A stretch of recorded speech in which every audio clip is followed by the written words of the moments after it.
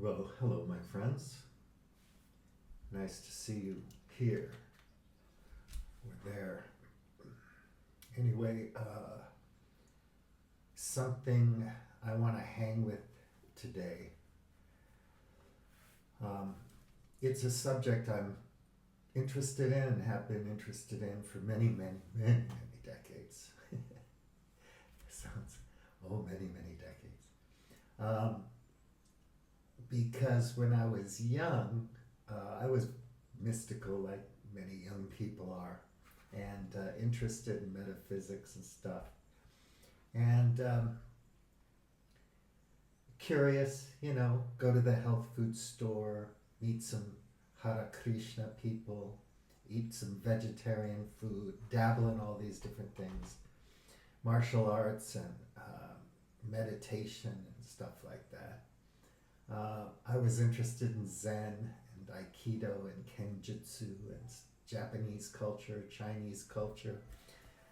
Um, in San Francisco, I was exposed to all of that. It was really fun, very cosmopolitan city back in the late 70s, early 80s. And one could expose oneself to all kinds of different things there. It was a lot of fun. I used to go to the Maoist bookstore and debate the Maoists. I didn't know anything, but I was just common sense. Let's talk about it. And it was fun. They were nice. But I had run ins with Bhagwan Sri Rajneesh, Osho, and Rajneeshis, and transcendental meditation, all that stuff, Maharishi, and so on.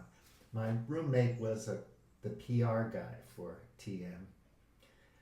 I went to, what was it called? Where was that place? Boonesville in Northern California, to the Creative Communities little property there.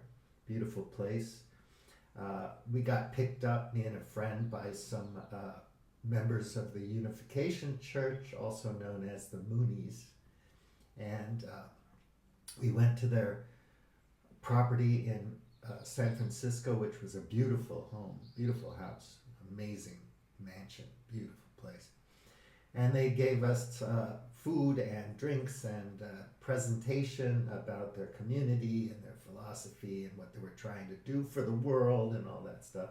We were very young and so curious. I was curious, my friend was curious, and we thought about it for a while. Like, should we go up there and check it out? We've been invited, it's free, so maybe we should just go.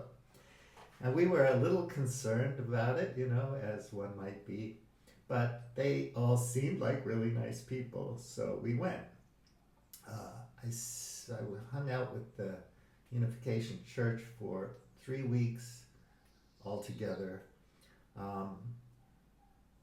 Later on, I met up with anti-cult cults and also psychologists who work with people to deprogram and so on and so forth.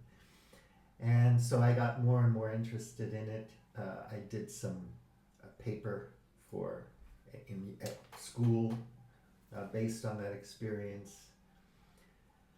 It's an interesting story. My friend wound up marrying a Korean woman in Seoul at a mass wedding, and they have 5 children. I think all of them went to Cornell, and some of them have science degrees. He's still a member of the Unification Church, and he's had a happy life, and he's got beautiful kids and all that kind of stuff. Anyway, call it a cult or whatever. I don't know when a cult, like you have a charismatic leader like Jesus Christ, for example, and it goes from this guy wandering around doing what he does and inspiring 12 disciples, whatever, into a cult, a messianic cult, and then into a religion, and then into a Western civilization, or however you want to categorize these things. What are the moments of the phase transitions of all of that? Um, anyway, one of the guys I like, admire, and follow, and keep in mind that everybody that I like and admire and follow, it's with a grain of salt. Nobody's perfect. Nobody's 100% right about everything. Some aspects of certain people's personalities can rub you the wrong way, but it doesn't matter. In general, if they have something to contribute, um, if they present information or whatever that you can learn from, then I think it's good. And some people seem to be more earnest and sincere and kinder. Some are less egotistical than others, and so on. Anyway, he's in the consultant kind of domain. His name is Jamie Wheel, and you've heard me talk about him before. Yeah, I was into the sense maker thing for a while back in 2020, 2021, but got over it, as the sense makers got over it. We all move on to new ways of doing things and thinking about things, and new things to explore and whatnot. These people are flexible and malleable, and they're growing all the time and shifting all the time. So they're prone to change a bit, but still they are dynamic, intelligent, caring people who are motivated to learn about stuff and share stuff. I appreciate them. Daniel Schmachtenberger, that kind of thing. Even though after a while everybody gets annoying to a certain degree. Daniel's got this huge beard now. I don't know. It's a thing. It's a style. Everybody tends to get a little guru-ish, but that's audience capture, I think, working on them. I made a comment to a recent post by Jamie Wheel at Homegrown Humans on Substack, and the name of the article is Criminal Orgasms. One Taste meditation goes down. So One Taste was a group, a company. You probably heard about it. Anyway, just this week, the founder and CEO of One Taste Orgasmic Meditation were convicted of felony coercion, so I posted a few things about that at the usual places, Blue Sky, Bullianti, Minds, Bullianti, Globe Hackers on Facebook, and so on. Because it's interesting. And I posted a few different sources, including a link to the trailer for the film on Netflix called, what is it called? Orgasms Inc., something like that. Anyway, that's an interesting documentary that treats the subject. Anyway, Jamie gets into it. Basically, I think Jamie Wheel is very, very good when he's discussing the domain of cults and culty cults in particular. What he coined the term, I think he coined it, culty cult. And he's made a nice breakdown of what a culty cult is in his book. I've read his book, Stealing Fire. I recommend reading it. It's interesting. But there's an anecdote in this piece where he talks about attending one of these One Taste weekends at a packed auditorium, and he noticed all the signs of cultishness, and so he got rid of his slides that he was going to use for his presentation about peak experience and sexuality or whatever it was. You can read the article for yourself.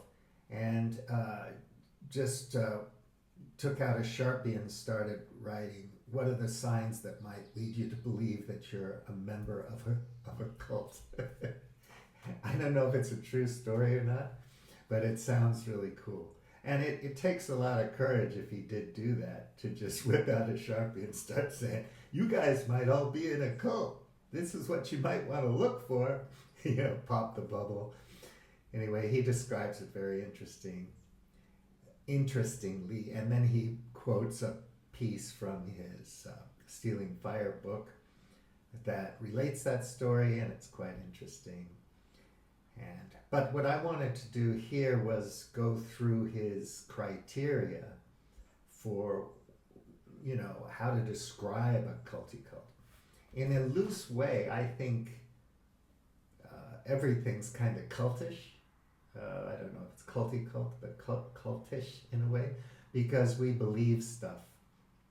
We're built to believe. My friend Eric Lee constantly talks about, I only listen to nature, I learn from nature, nature is my only teacher, blah, blah, blah. But how do we learn from nature? We learn through experience, right? We learn through stories, and we also learn through imagination and creativity, in the sense that we create more tools that we can use to study nature. Language is part of that, of course, and reason and logic and mathematics, and then we have all the technologies and so on and so forth. And by using these tools, we learn more. And we started making tools a long time ago, but other humans were making tools before Homo sapiens sapiens started making their tools and so on. And we know where that led to modern techno-industrial civilization, and here we are today, confronted with a lot of stuff that we can't really get our heads around. So anyway, the last part of this article is extremely interesting, so I want to go through it. I'm going to start my screen recording here.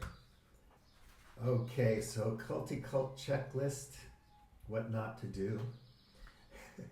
So I find this really interesting. I'll read through it a little bit. Grabbing the one ring of power. Absolute power corrupts absolutely, like in The Lord of the Rings. Don't be the misguided warrior Boromir or the corrupt wizard Saruman, thinking you will bend the ring. Not that it will bend you, right? Be like Gandalf and blah, blah, blah. So that's a nice allusion to pop stories and so on.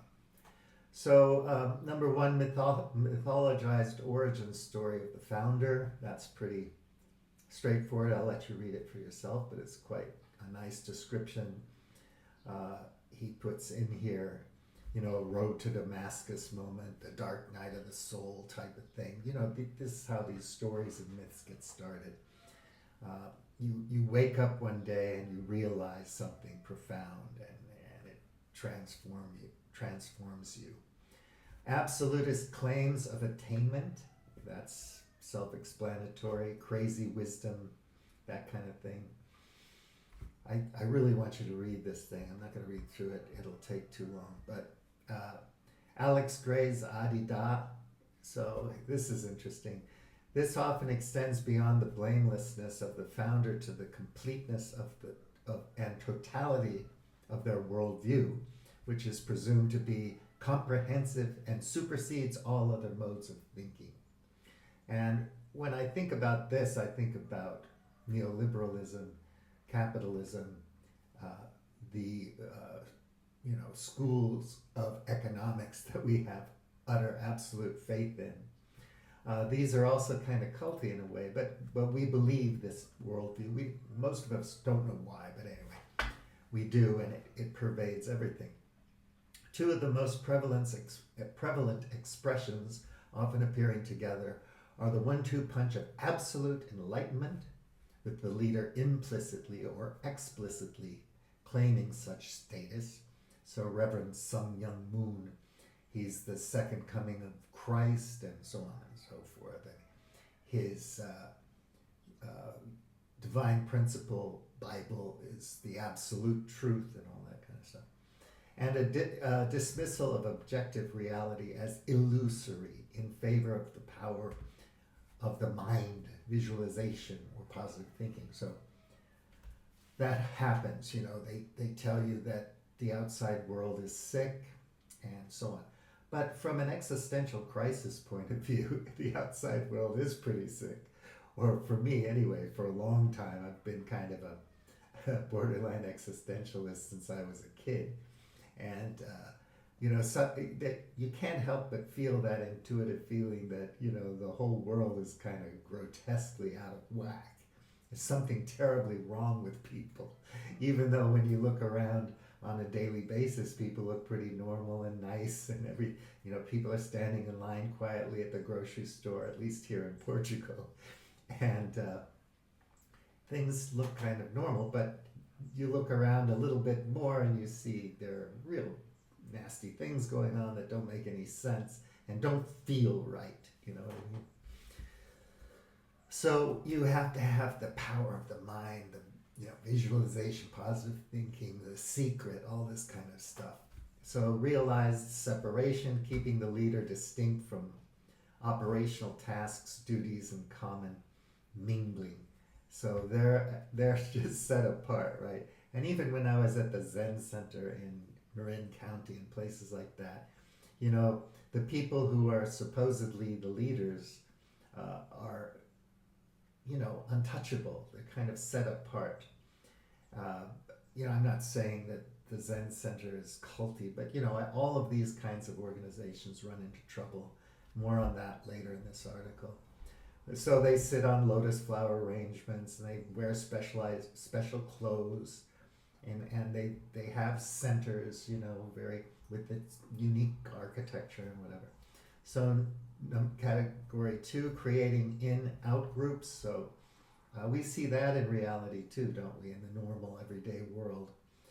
Othering and in-groups, out-groups, and motivated reasoning and groupthink and all kinds of things like that. But in the culty cult, it's much more intensified. So us and a them is central to dysfunctional cults to take root. You need that really powerful sense of us and them. So number 1, messianic purpose. So that's self-explanatory. Crypto-Puritanism, he says. And you don't pay your people, they pay you. These things always, there's a grift involved, isn't there? And it is mysterious how you have Martin Luther or somebody, and then suddenly you have all these different Protestant sects, and some of them are very cultish, right? Specialized language, so you have this pseudo-spiritual or pseudo-scientific terms, and he mentions quantum, used by non-physicists and is a frequent catch-all in the New Age scene.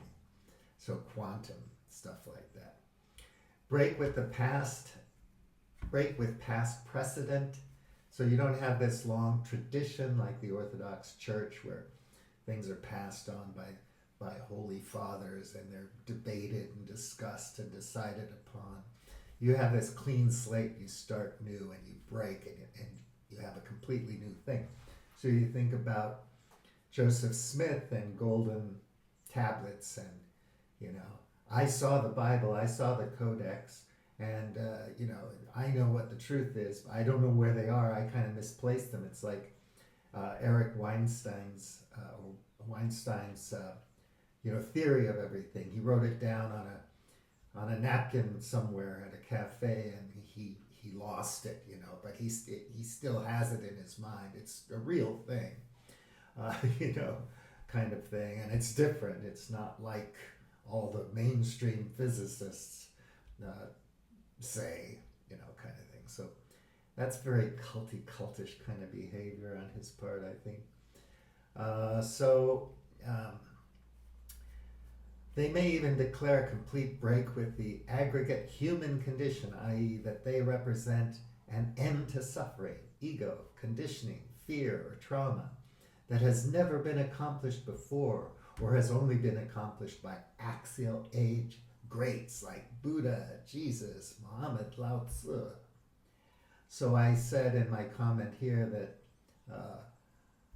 this kind of reminds me of audience capture, right?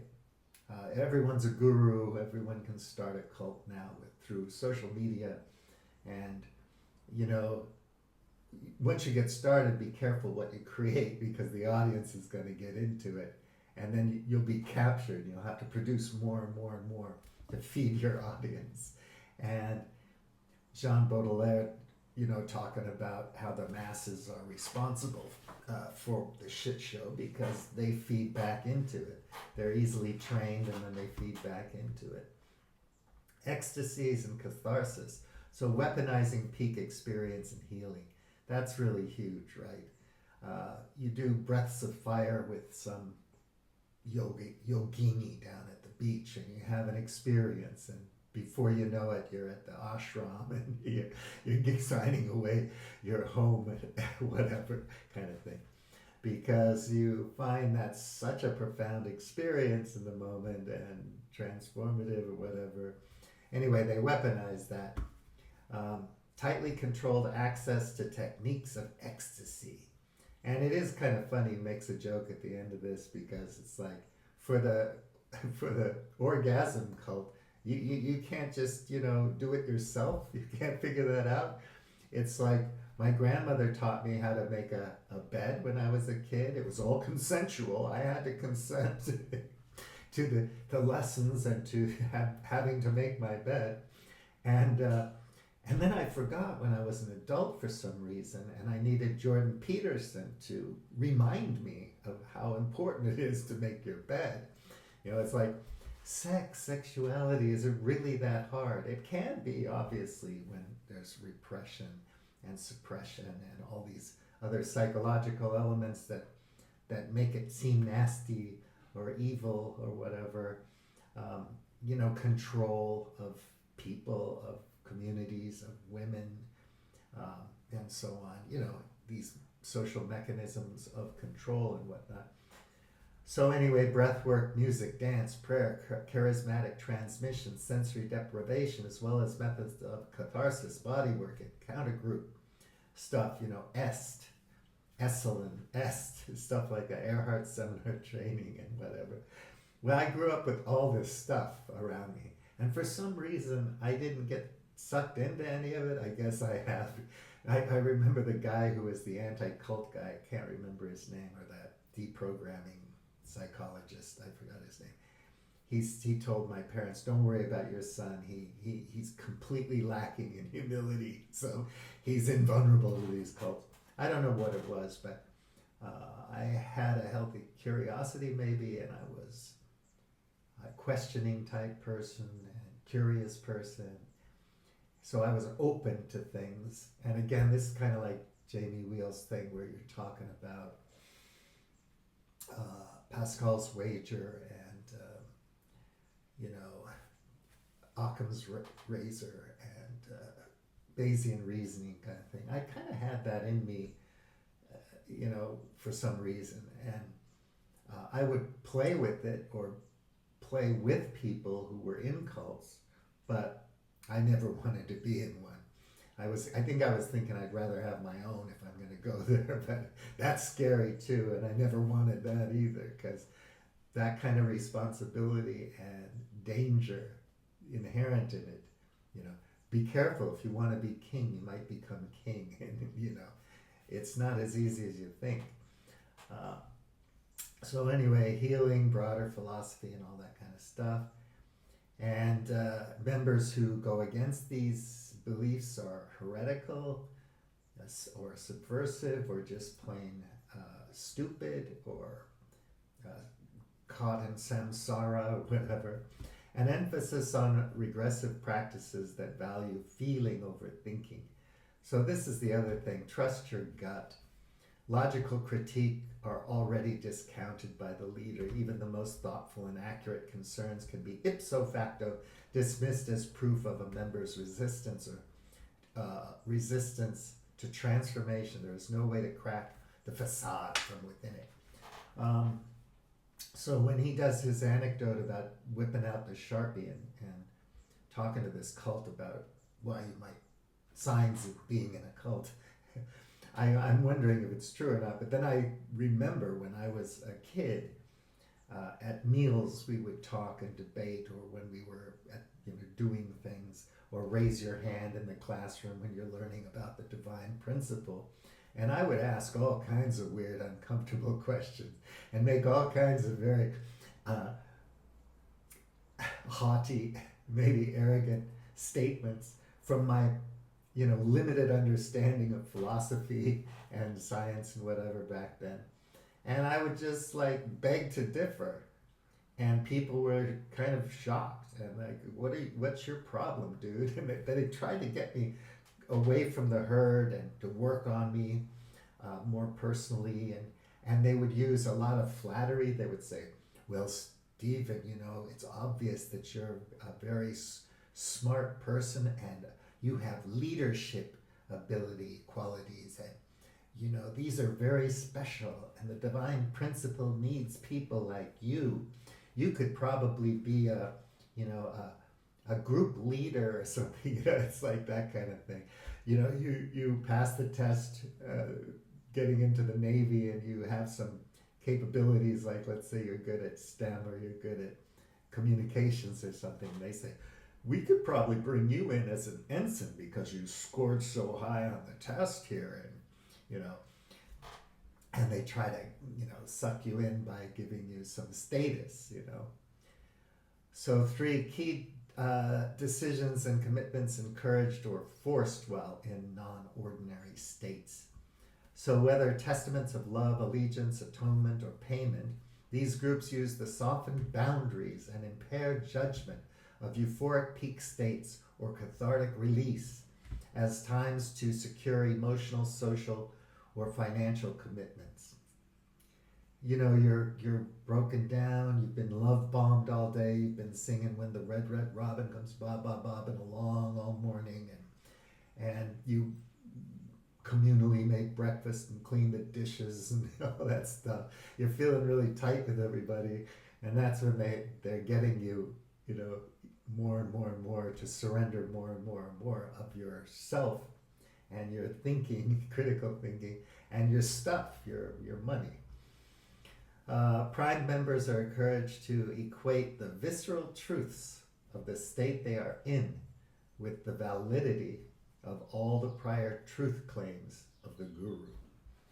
That is, if I am blissed out of my post-orgasmic mind or shuddering in trauma release, and that is an undeniable reality for me, then I am often compelled by the group to sign off on their entire mythology. So you just have to take it all in and accept it. So where are we here? Here are a couple of additional edge cases that can dull our discernment and make it harder to know what we're looking at until it's too late.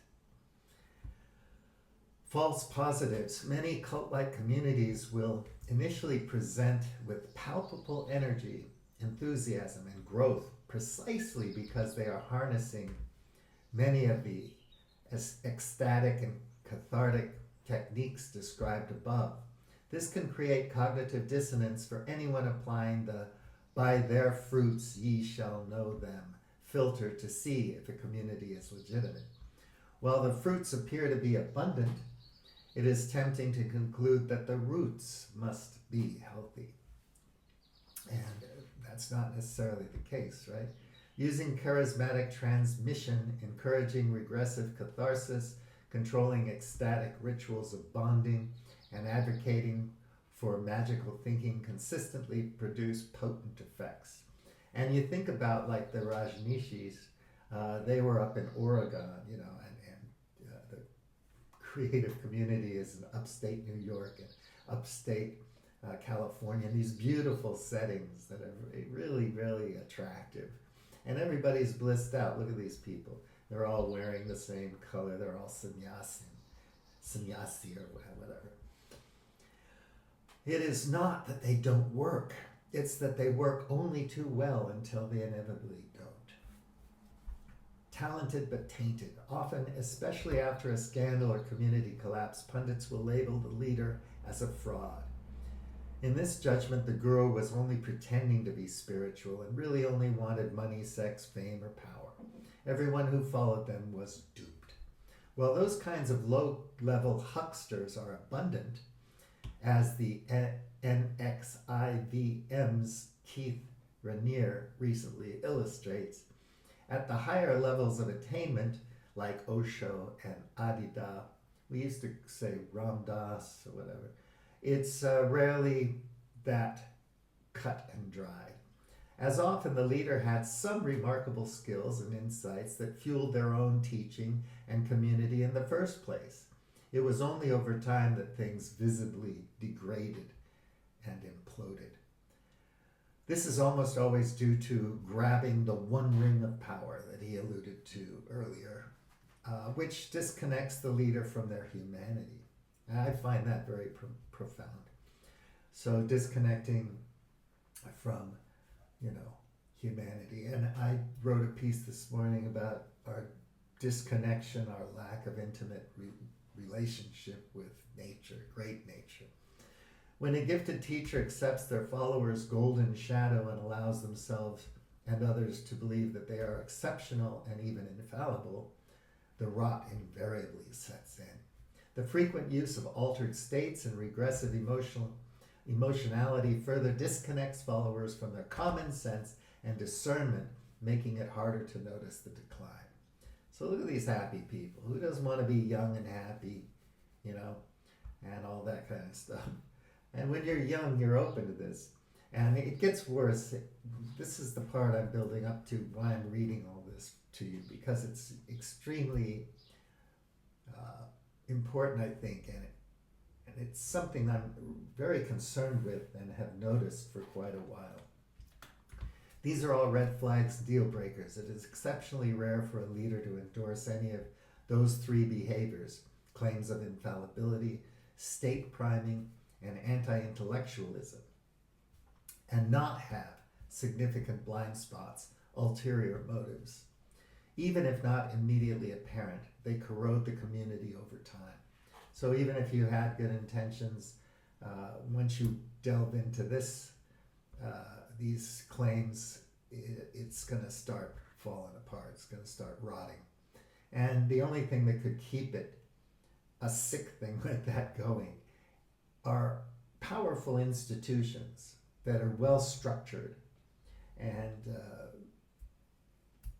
have really ingrained systems that are working throughout a culture, throughout a society.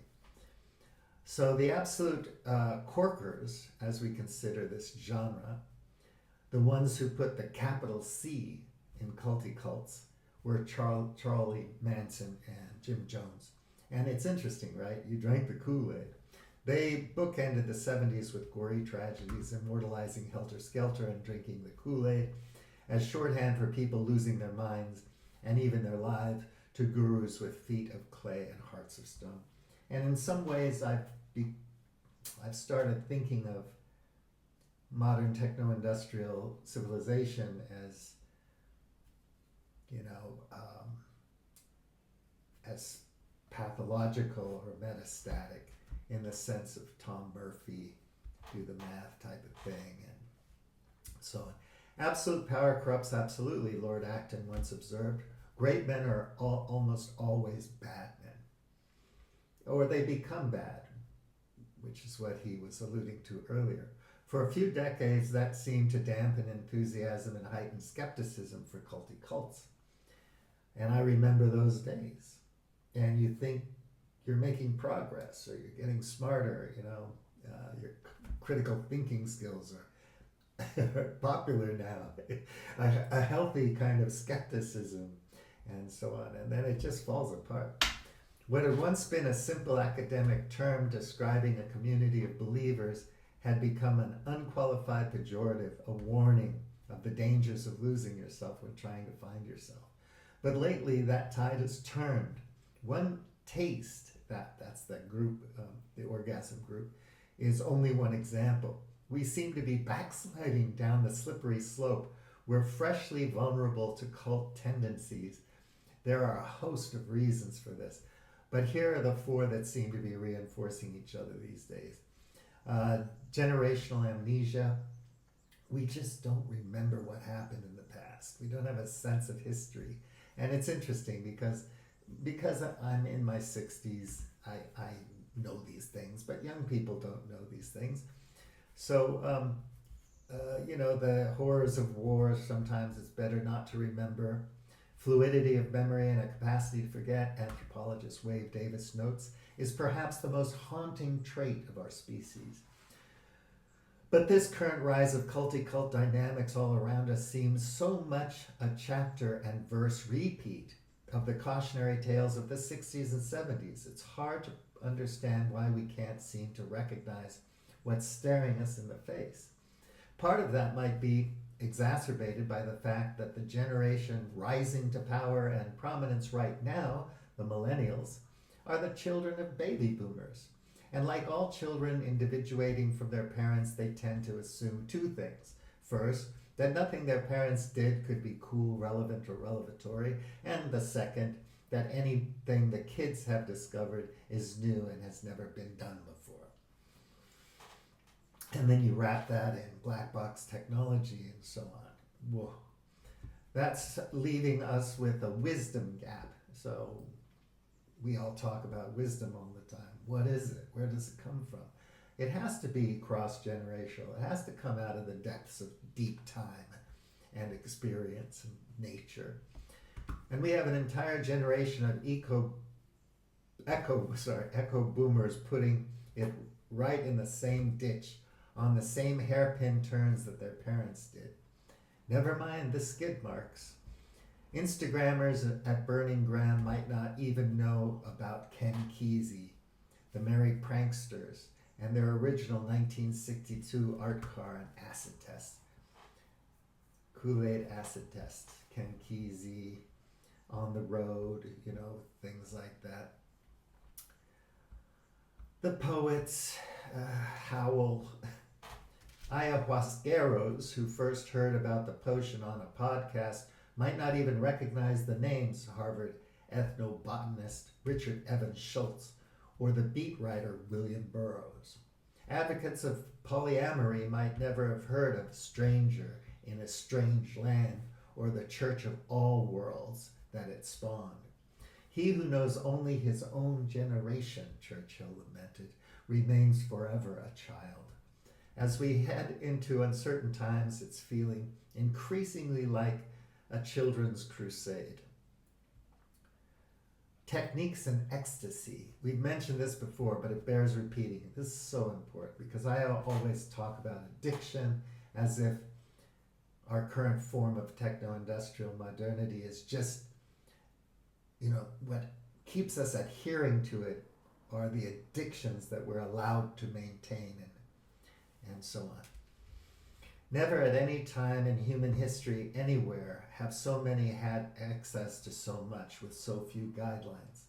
The age of Aquarius gets all the hype for being the era of sex, drugs, and rock and roll experimentation, but really, that was a relatively small fringe population. It only looms so large in our collective imagination because the media loved to cover it. Hippies. I remember looking at Life magazine, hippies, when I was a kid. And he's so right on about this, Jamie, in this piece. Today, industrial strength marijuana is legally available to most states. In most states, tens of millions of users are participating in the psychedelic renaissance, an order of magnitude more than dabbled in the 60s. I mean, there's more people, and there's more people doing all these drugs. And there are so many drugs that I've never heard of, and I haven't done drugs for ages. When I was in Amsterdam last year, I had a hit of a joint that my friend had, and he warned me. He said, just take a small hit of it, you'll be fine. But I'm used to Mexican ragweed, and I took a huge pull on it, and I got so stoned I was dysfunctional. I was really having problems. I was wasted. So polyamory and other forms of non-traditional sexual relationships are at an all-time high. And again, we're having to name it, and in some cases shame it. We're talking about all these labels, that we have to use to define our sexuality or how we identify and all that kind of stuff. It's so complicated. There's so much more going on. Breathwork, sensory deprivation, ice and sauna bathing. And some of this is connected to good health science and so on. Uh, intensive yoga, EDM concerts, immersive digital worlds. Pretty much the entire Alchemist's Cookbook are available on demand. And we see that through social media and through drop shipping and through dark webs, the dark web and all that kind of stuff.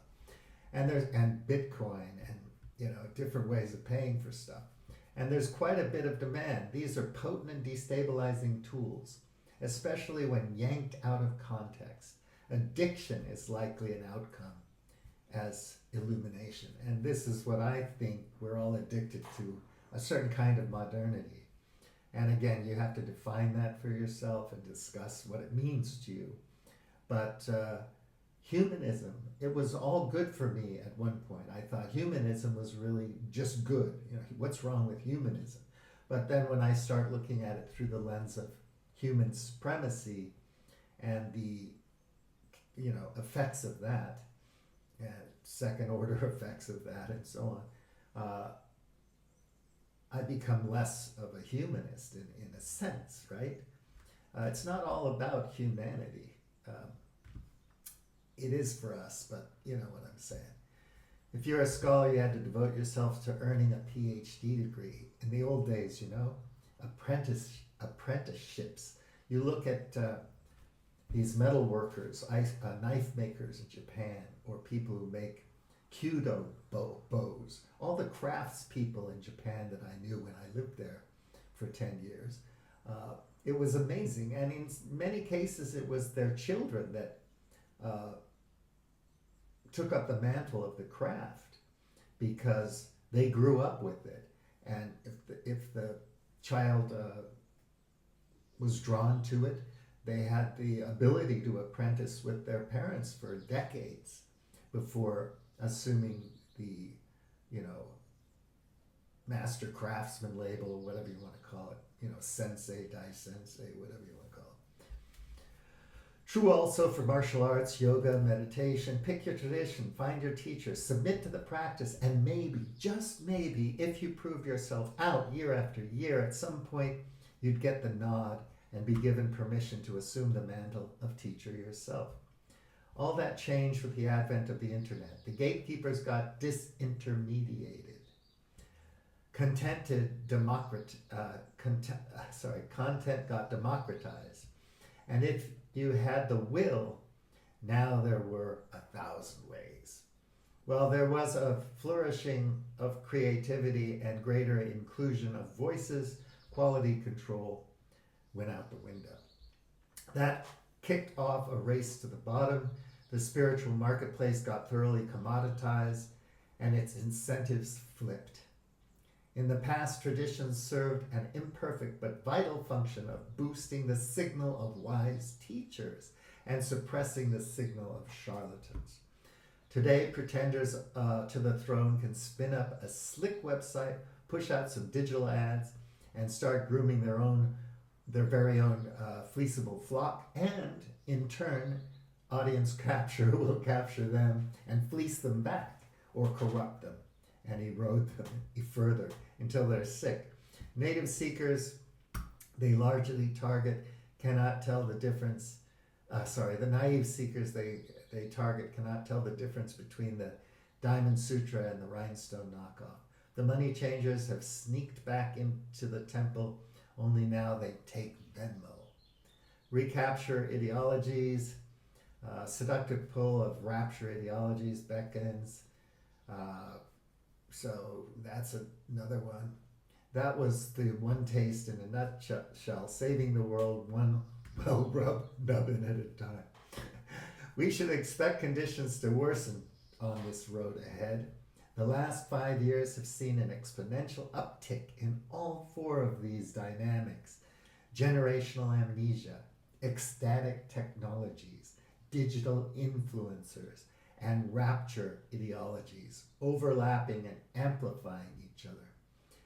As plagues, fires, famine, and floods, to say nothing of global cabals secretly running the world or imminent alien disclosure, ricochet around us, it's not hard to read into things. Signs and portents abound, omens of millennium are everywhere. Meanwhile, the echo chamber of social media is taking our shadows and turning them into monsters. By clicking, by the clicking of our thumbs, something wicked this way comes. One taste has gone down, but they were one of thousands, really. The conditions that supported their rise, the need for meaning and connection that they offered, and the allure of someone to follow remain. But hey, if all else fails, you can take comfort in this simple, empowering fact. You can always diddle your giblets for free. But this is a problem. And we're not going to get intimate with nature anytime soon, I don't think. Because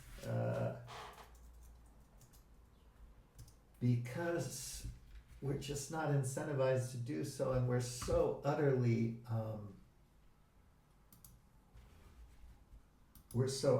addicted to modernity that it's going to be very hard for us to slow down. So I wrote this piece here, Being Great Nature, and blah, blah, blah. I was inspired by something Eric Lee said in a post. In the end, death, a movement, and the rest. Life begets life, life depends on life. Where there are only regenerative living systems, our relationship with great nature thrives, and we don't have to be responsible for killing it. Great nature, only great nature. It's time to calm down, but we don't want to be calm. Someday this existential crisis is gonna end. Lieutenant Colonel Kilgore. That's a riff on the Apocalypse Now thing. But how we learn from nature, how we connect to nature, and all that stuff. And meanwhile, we have accelerationism. I recently saw a film on what was it? One of the streaming channels. What is it called? Mountain something or another. Anyway, these tech guys, billionaires, get together to play poker every year. This guy has launched an app like TikTok, and the disinformation is causing havoc all over the world. These guys are accelerationists. They want it, the next leap in human evolution, transhumanism, the whole TESCREAL thing. It's a dark comedy, but it's not very funny. And the old guy, the elder statesman, tech billionaire, he's got cancer or something. He wants to live forever. So he wants to drive this thing through.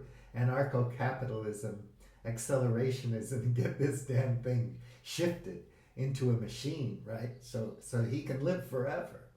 And fuck nature, right? To hell with nature. Nature's no fun. So we're in this piece, I'm just talking about how we lost our intimacy with nature. Just we don't feel that we're in an intimate, loving relationship with nature anymore because we don't need it. We have the best friends money can buy, and all the things we need, right? So what did I say here? Oh, we are nature compactors, where God was once an intimate, subjective relationship with mysterious great nature, a kind of Father, Son, Holy Ghost, Trinity type thing. It is now the will to create machines where our fantasies and addictions can thrive that rule our minds. So that's what's ruling our minds now is the desire to make this machine that can maintain our addictions forever and ever. Amen. Valhalla is a first-person shooter computer game where the weapons of conquest become increasingly devastating and transformative. So I keep mentioning creative destruction. And, that started 75,000 years ago or more. And people are just creative and they destroy. It's what we can do. Um, so anyway, that's it. Sorry about that. Jeez, bled on to 50 minutes. But I wanted to share that with you. So have a good one. Have a nice weekend. Yeah. Take good care. Boo MT.